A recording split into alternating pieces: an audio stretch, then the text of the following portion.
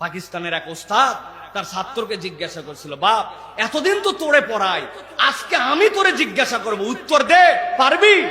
বলে, ওস্তাদ জি ধরে দেখেন, আপনার এলেমের কাছে তো আমার এলেম কিছুই না, কিন্তু কি শিখলাম একটু বলি। বলছে, কঠিন প্রশ্ন না, বলতো বাপ, দুনিয়াতে নামাজ পড়ে না কারা কারা? ওই ছেলে অনেক বুদ্ধি খাটায় বলছে, ওস্তাদ জি এক নম্বরে নামাজ পড়ে না দুনিয়াতে যারা অমুসলমান। চিৎকার করে বলতে হবে, অমুসলমান কি নামাজ পড়ে?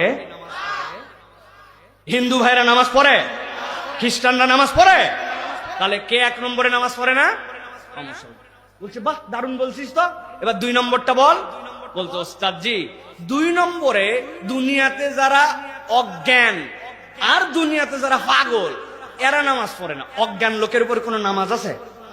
এর হুঁশই নাই, এর ব্রেনই ঠিক নেই, এর নামাজ কি? যদিও কিছু পাগল উল্টা পাল্টা পড়ে, কিন্তু এটা নামাজ হয় না। তার মানে অজ্ঞান আর বেহুশ আর পাগল এ নামাজ পড়ে। বলছে, দারুণ উত্তর দিছিস। তার তিন নম্বর কে রে? বলছে, ওস্তাদ তিন নম্বর হচ্ছে দুনিয়াতেই আছে, এখনো কবরে নামায়নি, মরে গেছে। মরা মরা মানুষ কি নামাজ পড়ে? কথা বললেন না, মরা নামাজ পড়ে নাকি? মরার নামাজ আমরা পড়ি, ঠিক কিনা? ওই নামাজের নাম কি? জানাজা। তাহলে ওস্তাদ বলছে, সাংঘাতিক উত্তর দিছিস তো বাপ। তাহলে এক নম্বরে নামাজ পড়ে না কে? সবাইকে বলতে হবে কে?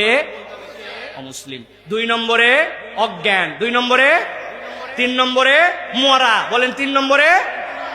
এখন তাহলে আমরা এখানে যারা আছি, আমার দোষ টোষ দিতে পারবেন না ভাই, আপনাকে এই তিন শ্রেণীর মধ্যে থাকতে হবে। কেউ একজন নামাজ পড়ে নাই, এই তুই অমুসলমান, বলছে এক থাপ্পড় দেবো। অমুসলমান মানে আমার নাম মোহাম্মদ আব্দুল্লাহ। ওরে বাবা, তাহলে ঠিক আছে, ঠিক আছে, তাহলে তুই অমুসলমান না মুসলমান, তাহলে নিশ্চয়ই তুই অজ্ঞান।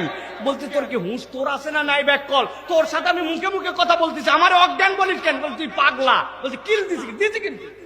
আর এক কথা বাড়ালে, কিসের পাগলা? ও তাহলে তুই পাগলও না, তাহলে তুই মরা। জিন্দা মানুষ আমি দাঁড়ায় আছি, তুই মরা বলিস, তাহলে তুই যে নামাজ পড়লি না।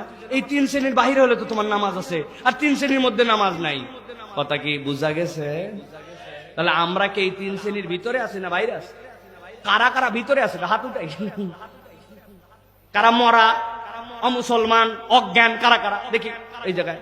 ও সবাই আছে, তাহলে সবাই নামাজ পড়েন তো ইনশাআল্লাহ।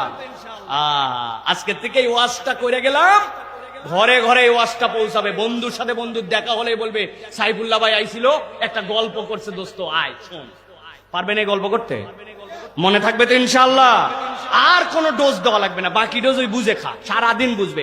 দেখা হলে আবার ওই গল্প বলবেন, ওর সাথে যদি নামাজ না পড়া থাকেন আবার ওই গল্প। বিরক্ত হয়ে আপনার দিকে হয়